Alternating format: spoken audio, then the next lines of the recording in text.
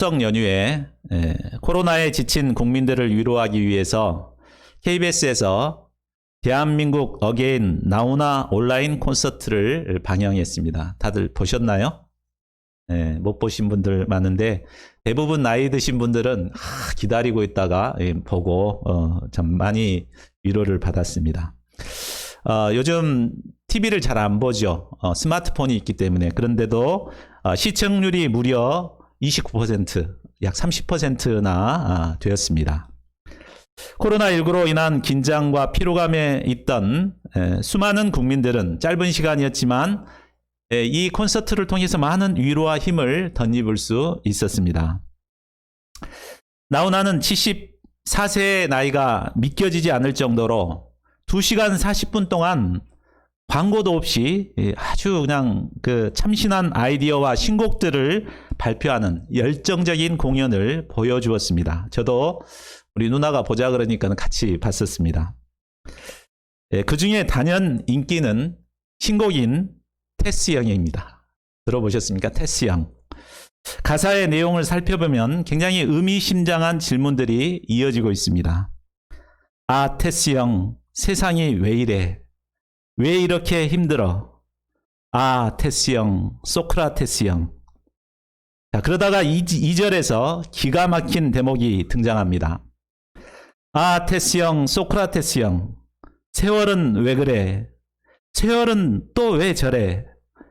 먼저 가본 저 세상 어떤가요, 테스 형? 가보니까 천국은 있던가요, 테스 형? 아, 테스 형, 아, 테스 형. 아, 테스 형, 아, 테스 형. 들어보셨을 겁니다. 나훈아 씨가 크리스찬인가 아닌가 좀 의견은 분분합니다. 전에는 카톨릭 신자였는데 크리스찬으로 개종했다라는 이야기가 있는데 그게 유력한 것 같습니다. 아마 나훈아 씨는 코로나로 지친 우리 국민들을 어떻게 위로할까 고민하다가 천국을 통해서 위로하고 싶은 이런 마음을 담아서 이 곡을 만든 것 같습니다. 힘든 상황을 이겨내고 기뻐할 수 있는 것은 오직 천국, 하나님 나라에 대한 소망뿐입니다. 오늘 말씀에서도 하박국 선지자는 절망적인 상황 가운데서 구원의 하나님을 바라보고 기쁨으로 찬송시를 부르고 있습니다. 하박국 선지자의 이 찬양이 어려움에 처한 우리에게 큰 위로와 기쁨과 힘을 줄 수 있기를 기도합니다. 하박국은 이스라엘 역사상 가장 힘든 상황에서 하나님의 사역을 감당하던 선지자였습니다. 그가 살았던 시대 환경을 살펴보면 북이스라엘은 이미 아수르에 의해서 멸망을 당했습니다. 그리고 남유다 역시 우상 숭배의 죄악에 빠져 깊이 병들어 있었습니다. 악인들은 형통하였고 의롭게 살고자 하는 자들은 악인들에 의해 고통을 받고 있었습니다. 열심히 의의 복음을 전파했지만 사람들은 그를 째려보며 들으려고 하지 않았습니다. 심지어 악인들은 그에게 대들어 변론과 분쟁을 일으켰습니다. 이런 절망적인 상황에서 하박국 선지자는 하나님께 나아가 기도했습니다. 그러나 한동안 하나님의 응답이 없었습니다. 그렇지만 그는 포기하지 않고 계속해서 하나님께 반복해서 기도했습니다. 내가 강포로 말미암아 외쳐도 주께서 구원하지 아니하시나이다. 악인이 의인을 애워쌌으므로 정의가 굽게 행하여짐이니이다. 이렇게 반복해서 간구하니까 이제 하나님께서 하박국의 기도에 응답하셨습니다. 하나님께서는 갈대아 사람 곧 바벨론을 통해서 이스라엘의 악한 자들을 징계하시겠다는 계획을 말씀해 주셨습니다. 그러나 하박국은 불의한 이방 나라 바벨론에 의해서 이스라엘이 징계를 당한다는 것을 영접할 수가 없었습니다. 그래서 악을 싫어하시는 하나님께서 왜 거짓된 자들, 악인을 통해서 이스라엘을 심판해야 하는가 하나님께 되묻습니다. 1장 13절 말씀입니다. 넘겨주세요. 예, 1장 13절. 예, 거기입니다. 예. 자, 그러자 하나님께서는 어떤 나라를, 여러 나라를 노력하고 강포를 행했던 이 바벨론 역시 남은 자들에 의해서 노략을 당하게 될 것이라고 말씀하십니다. 결국 바벨론을 심판하심으로 이스라엘을 다시 회복시키실 것을 말씀하시고 약속하셨습니다. 이것이 바로 하박국 1장과 2장의 내용입니다. 자, 정말 절망의 상황에서 참 하나님께 기도했다가 이 하나님의 그 뜻을 깨닫고 난 하박국은 이제 모든 근심과 걱정이 사라지게 되었습니다. 그래서 오늘 우리가 볼 3장을 통해서 기쁨의 찬송을 부르게 됩니다. 자, 3장 1절을 보십시오. 3장 1절은 3장의 전체 찬양을 한마디로 설명해 주고 있습니다. 오늘 배울 3장은 선지자 하박국의 기도를 시기오노시라는 박자에 맞추어 부른 찬양입니다. 이 노래는 주로 감사제 때 불려졌던 노래입니다. 여기서 시기오노시라는 말은 빠른 템포로 힘있게 부르는 음악을 말합니다. 하박국의 기도는 하나님께 기쁨으로 드리는 찬양이었기 때문에 흥겨운 가락에 맞추어 아주 힘차게 불렀습니다. 막 우리나라에 무슨 박자가 흥겹죠? 휘모리 장단 이걸로 이렇게 막 이렇게 흥겹게 이렇게 부르던 찬양이었습니다. 자, 그 첫 소절이 무엇입니까? 자, 2절을 같이 한번 읽어보겠습니다. 2절 시작. 여호와여, 내가 주께 대한 소문을 듣고 놀랐나이다. 여호와여, 주는 주의 일을 이 수년 내에 부응하게 하옵소서. 이 수년 내에 나타내시옵소서. 진노 중에라도 긍휼을 잊지 마옵소서. 자, 2절 상반절을 보십시오. 하박국은 주님께 대한 소문을 듣고 놀랐습니다. 우리 주님은 우리가 상상할 수 없는 일을 계획하시고 행하시는 하나님이십니다. 과거 이스라엘은 애굽에서 400년 동안 노예로서 비참한 생활을 하고 있었습니다. 아무런 소망이 없었습니다. 그러나 하나님께서는 이런 그들을 일방적인 은혜로 구원해 내셨습니다. 10가지 재앙을 통해 바로의 손에서 벗어나게 하시고 검푸른 홍해가 앞을 가로막자 홍해의 길을 내서 건너게 하셨습니다.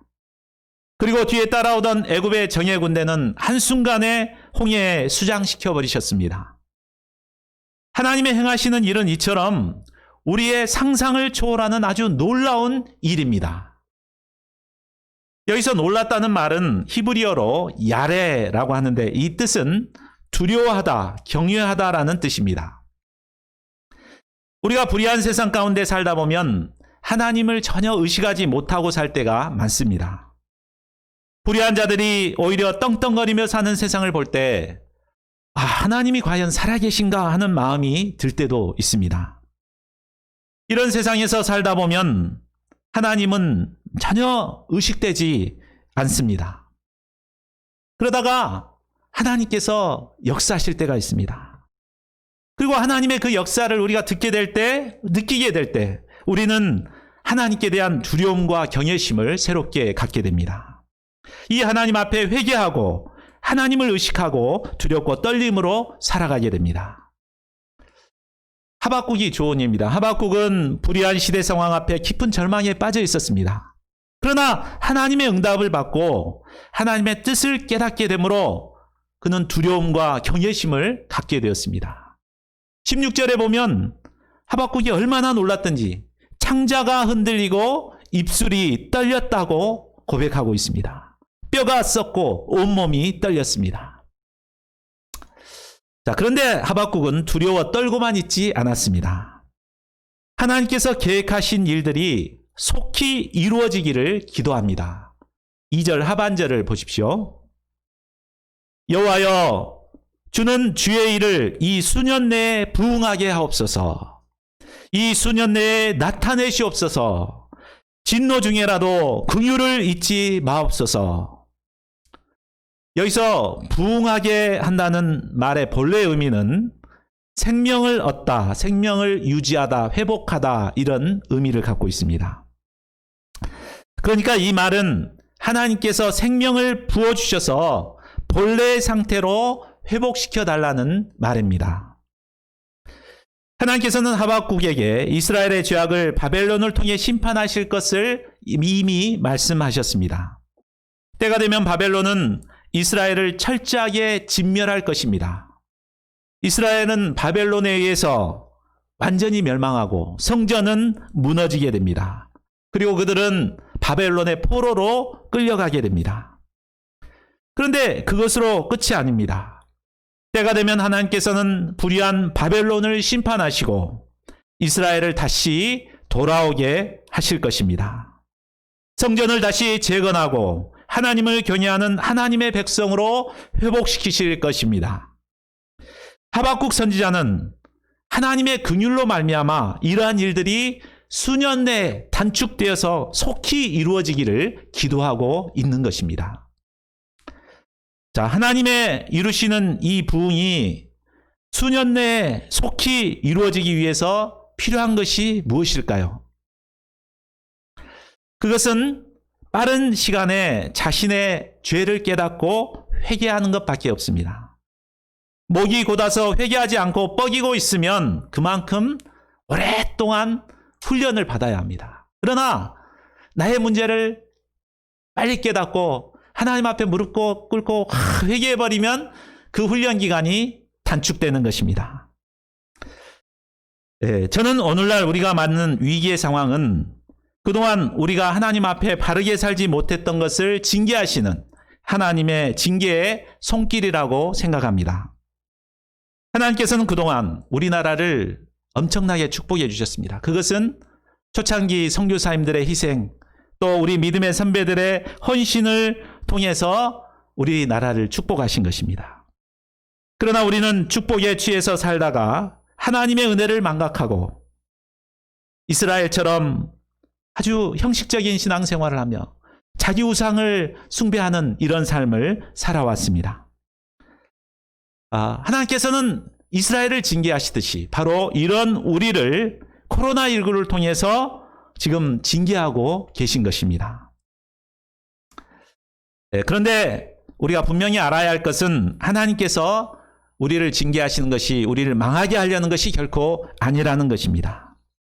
바로 우리를 연단하시고 새롭게 부흥케 하시기를 원하시는 것입니다. 우리가 이 고난의 기간을 짧게 끝내기 위해서는 먼저 회개하고 새롭게 되어서 다시 하나님 앞에 바로 서는 것입니다. 참 저희가 속히 회개하고 회개함으로 우리 하나님의 훈련 기간이 짧게 끝날 수 있기를 기도해야 되겠습니다. 자, 3절에서 15절은 과거 하나님께서 어떻게 부흥의 역사를 이루셨는가를 상기하고 있습니다. 자, 3절에 나오는 대만과 바란산, 그리고 7절에 나오는 구산과 미디아 땅은 유다의 동쪽에 있는 에돔 지역과 또 남쪽에 있는 시내 광야를 말합니다. 이것은 출애굽의 역사적 사건이 이루어진 현장입니다. 하나님께서는 이스라엘 백성들을 출애굽시키시고 이곳에 있는 시내산에서 하나님의 율법을 주셨습니다. 그리고 이스라엘 백성들과 이곳에서 하나님과 언약을 맺는 언약 백성이 되게 하셨습니다. 하나님께서는 구름 기둥과 불 기둥으로 그들을 인도하시고 그들에게 필요한 모든 것을 공급해 주셨습니다. 그리고 결국 약속의 땅 가나안에 들어가게 하셨습니다. 하나님께서 임하실 때 그의 영광이 하늘을 덮었고 찬송이 세계에 가득했습니다. 그의 광명이 햇빛같이 땅을 비추고 그 빛을 통해 큰 권능의 역사들이 일어났습니다. 하나님께서는 코로나와 비교할 수도 없는 역병으로 강대국 애굽을 치셨습니다. 광야에서 모세를 대적하던 자들에게는 여호와께로부터 불덩이가 나와서 한꺼번에 분향하던 자 250명을 불살랐습니다. 자, 이 하나님께서 임하시면 놀라운 역사가 일어납니다.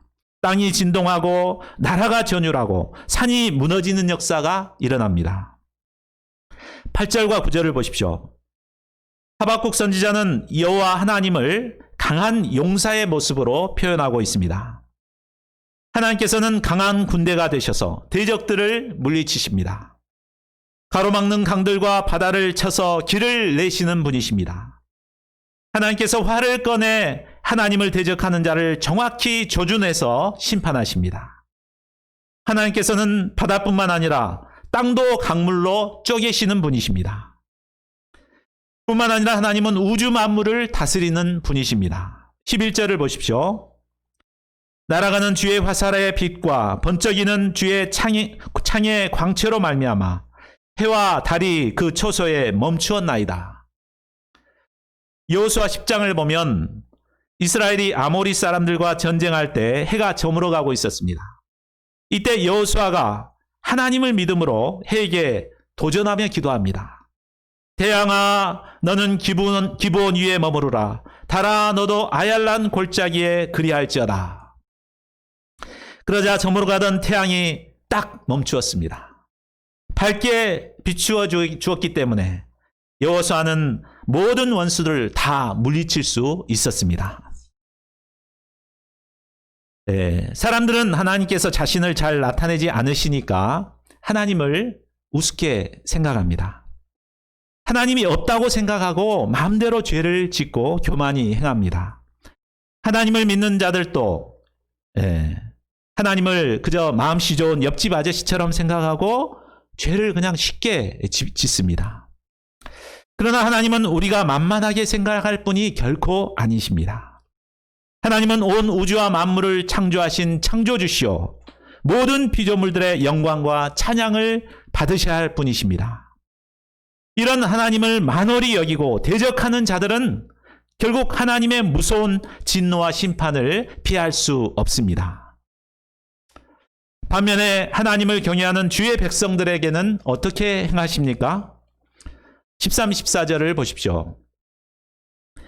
주께서 주의 백성을 구원하시려고 기름 부음 받은 자를 구원하시려고 나오사 악인의 집에 머리를 치시며 그 기초를 바닥까지 드러내셨나이다.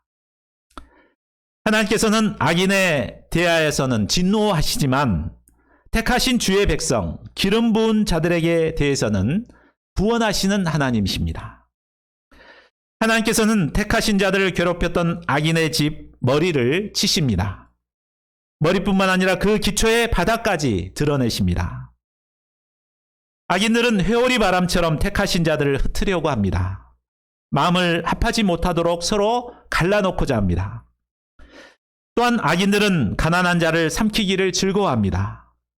이런 악인들로 인해 택하신 자들은 고통을 당하게 됩니다. 그러나 하나님께서는 언제까지나 택한 자들이 악인에게 유린당하도록 내버려 두지 않으십니다. 때가 되면 악인의 집에 머리를 치시고 그들의 전사의 머리를 창으로 찔러 물리치십니다. 여기서 악인의 집의 머리와 전사의 머리는 바로 어둠의 권세를 잡은 사탄을 의미합니다. 사탄 마귀는 그동안 강통한 바벨론과 같이 우리를 지배해 왔습니다. 우리에게 어둠을 심고 우리를 사망 권세에 빠지게 했습니다. 그러나 하나님께서는 바로 예수님의 십자가와 부활을 통해 이런 사탄의 고통을 박살내셨습니다. 그리고 우리를 구원하여 주셨습니다. 우리가 이 예수님의 십자가와 부활을 의지할 때 우리는 사탄의 권세를 이기고 승리의 삶을 살 수 있습니다. 말세의 마지막 때를 살아가는 우리에게 사탄 마귀는 온 힘을 다해 우리를 흩어놓고자 역사하고 있습니다. 여러 힘든 상황들을 통해 우리에게 두려움을 심고 염려에 사로잡히게 합니다. 의심의 독화살을 쏘아서 동역의 그릇을 깨뜨리고자 합니다. 우리는 연약하고 이런 사탄 마귀는 아주 강합니다. 그러나 우리에게는 이미 사탄의 머리를 박살내시고 승리하신 예수님이 계십니다. 우리가 이 사탄의 역사를 분별하고 부활이요 생명 되신 예수님을 의지할 때 우리는 이런 사탄의 역사를 물리칠 수 있습니다. 마지막 때를 넉넉히 이기고 승리할 수 있습니다. 하박국은 장차 큰 승리를 이루실 하나님을 깨닫게 되었습니다. 이때 그의 마음에 근심이 사라지고 심령 깊은 곳에서부터 감사와 찬양이 흘러나왔습니다. 자, 우리 하박국의 심령에 대해서 우리 17, 18절을 같이 한번 읽어보겠습니다. 자, 시작.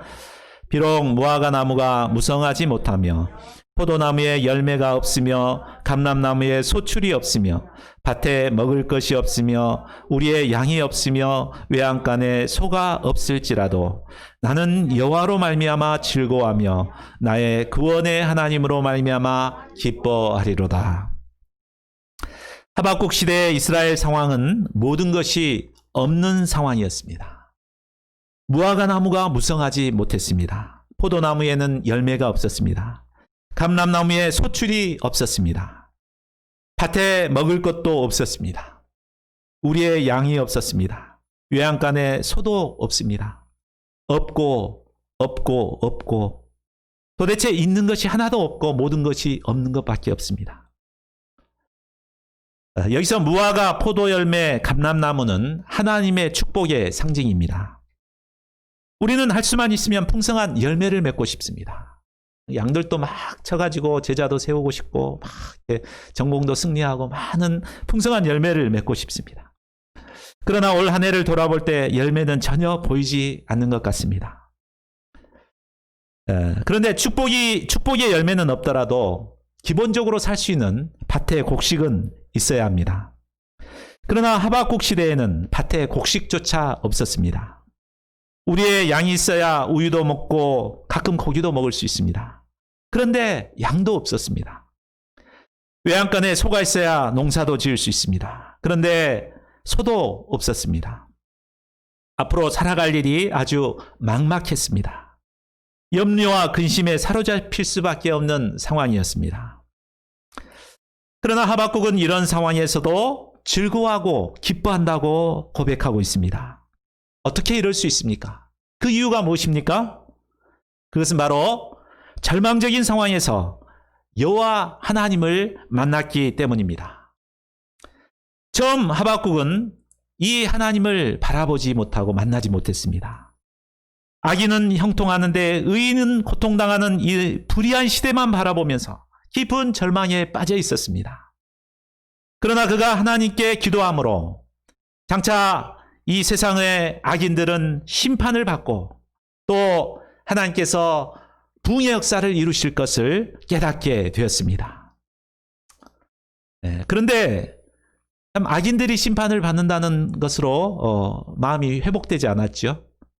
왜냐하면 바벨론을 통해서 이렇게 심판하신다는 그 대목 때문에 마음이 편치 않았습니다. 이스라엘은 곧 이제 악인이 심판을 받듯이 바벨론에 의해서 멸망을 받게 되고 성전도 무너지고 또 그들은 바벨론의 포로로 잡혀가게 됩니다. 앞으로 감당해야 할 막막한 상황 앞에 근심할 수밖에 없었습니다. 하지만 하박국은 이 문제도 들고 하나님께 나아가 기도했습니다. 그러자 하나님께서는 또 그의 기도에 응답해 주셔서 장차 이스라엘이 회복될 것을 약속해 주셨습니다. 하나님은 택하신 백성들이 악을 행할 때 이방인을 통해서라도 심판하시는 공의의 하나님이십니다. 그러나 하나님은 심판하고 그것으로 끝내는 하나님이 아니십니다. 택한 백성들을 구원하시는 하나님이셨습니다. 이스라엘은 바벨론의 포로로 잡혀간 후에야 비로소 참 우상 숭배를 그치게 됩니다. 그리고 바벨론 땅에서 고향을 그리워하며 깊이 회개하게 됩니다. 이를 통해 그들은 정결한 하나님의 백성들로 다시 회복될 수 있었습니다. 하나님은 그들이 회개하고 새롭게 될 때 새 일을 행하셔서 그들을 다시 예루살렘으로 돌아오게 하십니다. 무너졌던 성전을 새롭게 재건하게 하시고 당당히 제사장 나라여 거룩한 백성으로 살아가게 하실 것입니다. 이 하나님은 택하신 백성들을 구원하시는 구원의 하나님이셨습니다. 하박국은 이 구원의 하나님을 만나게 되자 그의 내면에 드리워졌던 모든 근심과 걱정이 또 어둠의 그림자가 다 사라졌습니다. 그리고 그의 심령 깊은 곳에서부터 기쁨이 충만하게 되었습니다. 구원의 하나님을 만남으로 절망은 변하여 기쁨이 되었습니다. 그에게는 모든 것이 없었습니다. 그러나 그에게 있는 것 하나가 있었습니다. 그것은 바로 구원의 하나님이셨습니다. 그는 이 하나님으로 인해 감사하며 찬양합니다. 나는 여호와로 말미암아 즐거워하며 나의 구원의 하나님으로 말미암아 기뻐하리로다. 그뿐만이 아닙니다. 하박국 선지자의 내면에 기쁨이 넘쳤을 때 더불어 새 힘이 솟아났습니다. 19절 상반절도 우리 같이 한번 읽어보겠습니다. 시작. 주 여호와는 나의 힘이시라. 나의 발을 사슴과 같게 하사 나를 나의 높은 곳으로 다니게 하시리로다. 환경은 변한 것이 전혀 없었습니다. 여전히 주변에는 없는 것밖에 없습니다. 그러나 구원의 하나님을 만나게 되니 내면에 기쁨이 넘치고 더불어 새 힘이 솟아났습니다. 하나님을 만나기 전 그의 발은 천근만근 무거운 짐과도 같았습니다. 그러나 이제 그의 발은 사슴과 같이 되어서 높은 것을 막 뛰어다녔습니다. 우리 사슴 사진이 없어서 사냥 사진을 했는데 사냥 보면은 이 막 낭떠러지를 이 쪽발인데 이것 갖고 막 이렇게 뛰어다니죠. 참 이것처럼 참 절망 가운데 있는 참 자가 힘을 덧입으니까 막 산을 뛰어다니는 이런 강한 자로 변화가 되었습니다. 이처럼 우리가 어떤 절망 가운데 있다 하더라도 구원의 하나님을 만나고 영접하게 될 때 새 힘과 능력을 덧입게 됩니다. 다니엘 6장에 보면 다니엘은 그를 시기하는 대적들로 인해 큰 위기를 맞이하게 됩니다. 다니엘을 고발할 아무런 근거를 찾지 못하던 대적들은 다리오 왕을 회유해서 해계한 법을 세우게 됩니다.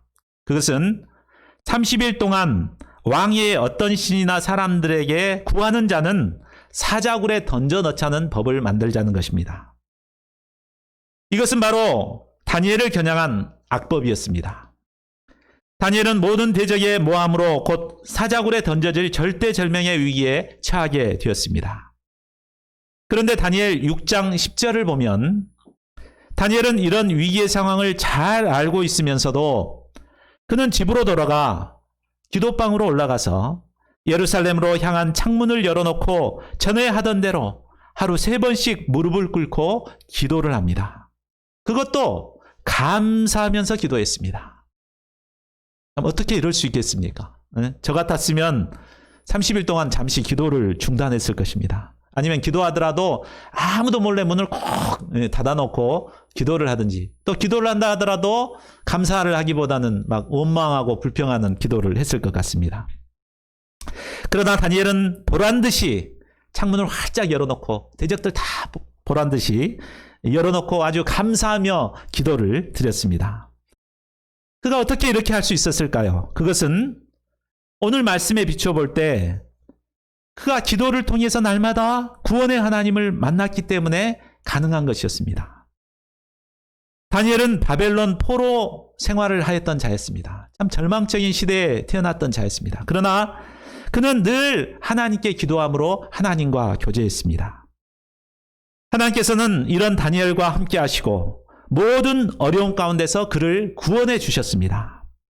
그리고 다니엘을 바벨론의 총리까지 높여주셨습니다.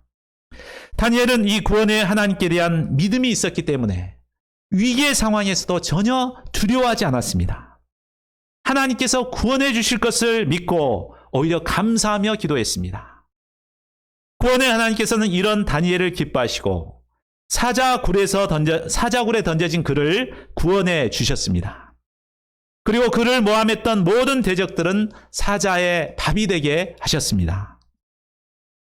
하나님께서는 우리가 아무리 절망적인 상황에 있다 할지라도 우리를 능히 구원해 내시는 분이십니다. 우리가 이 하나님께 대한 믿음이 있을 때 우리는 어떤 절망적인 상황에서도 아무것도 없어도 기뻐하며 감사할 수 있습니다. 올 한 해 우리 모두는 코로나19로 인해 내적 외적으로 큰 어려움을 겪고 있습니다. 그러나 아무리 힘든 상황에서도 구원의 하나님을 깊이 만나고 영접할 때 우리는 그런 가운데서도 기뻐하며 감사할 수 있습니다. 올 한 해는 제 개인적으로 가장 힘들었던 한 해가 아니었나 싶습니다. 제가 어렸을 때 큰 사고가 나서 장애인증을 받을 정도로 이제 큰 사고가 났을 때 불과 며칠 입원하고 말았습니다. 그런데 올해는 스트레스로 인한 다리 염증으로 인해 10일 동안이나 입원을 하였습니다. 몇 년 동안 섬겼던 모든 것이 하루아침에 무너진 것 같은 절망감을 맛보았기 때문입니다. 저는 이런 절망적인 상황에서 처음에는 기도가 막혀서 기도가 잘 나오지 않았습니다. 그런데 이런 저를 하나님께서는 마태복음 말씀, 섬기러 오신 예수님의 말씀으로 찾아와 주셨습니다. 저는 말씀을 묵상하면서 그동안 하나님의 역사를 섬긴다고 했지만 사실은 이것을 통해서 자기 영광을 드러내고자 했던 오만한 죄악이 들어있음을 발견할 수 있었습니다. 그리고 저에게 닥친 모든 어려움들은 바로 이런 저를 징계하시고자 하시는 하나님의 손길임을 깨닫게 되었습니다. 저는 이 하나님 앞에 무릎을 꿇고 회개하였습니다. 매일 2시간씩 겸손히 하나님께 나아가 기도하게 되었습니다. 구원의 하나님은 이런 저를 새롭게 하시고 모든 어려움들을 이겨낼 수 있는 힘을 주셨습니다. 상황이 바뀐 것은 전혀 없었지만 제가 구원의 하나님을 믿게 되었을 때 내면의 모든 스트레스가 사라지고 평화와 기쁨이 임하게 되었습니다. 코로나로 인해 동역자들이 교회에 오지 않아도 예배의 자리가 비어 있어도 전에는 막 스트레스를 많이 받았는데 전혀 스트레스 받지 않고 오히려 기뻐할 수가 있었습니다. 또한 구원의 하나님께서는 실제로 어려운 상황들을 이겨내고 회복케 하는 역사도 이루어가고 계십니다. 동역자가 절실히 필요한 상황에서 이 다니엘 목자님 가정을 동역자로 보내주셨습니다. 또한 지난주에는 생각지도 않게 신축 아파트 청약에 당첨되는 축복도 주셨습니다. 제가 매일 기도를 통해 구원의 하나님을 의지함으로 기쁨으로 맡겨주신 복음 사명을 감당할 수 있기를 기도합니다. 결론을 맺겠습니다. 오늘 우리는 하박국 선지자를 통해 우리가 아무것도 없는 상황에서도 즐거워하고 기뻐할 수 있는 비결이 무엇인가를 배울 수 있었습니다. 그것이 무엇입니까? 그것은 바로 절망의 자리에서 나를 구원하시는 여호와 하나님을 만나는 것입니다. 추수의 계절이지만 올 한 해 계획한 것들이 아무것도 거둘 수가 없었던 현실 앞에 절망하고 계신 분들이 있습니까? 가진 돈도 없고 안정된 직장도 없고 불확실한 미래로 인해 절망하고 있는 분들은 혹시 없습니까? 그러나 우리에게 아무것도 없을지라도 우리에게는 우리를 구원하실 구원의 하나님 여호와 하나님이 계십니다. 감사절을 맞이하여 저희 모두가 이 구원의 하나님을 깊이 만남으로 기쁨으로 즐거워하며 감사할 수 있기를 기도합니다. 요절 말씀 읽고 기도하고 마치겠습니다. 시작. 나는 여호와로 말미암아 즐거워하며 나의 구원의 하나님으로 말미암아 기뻐하리로다.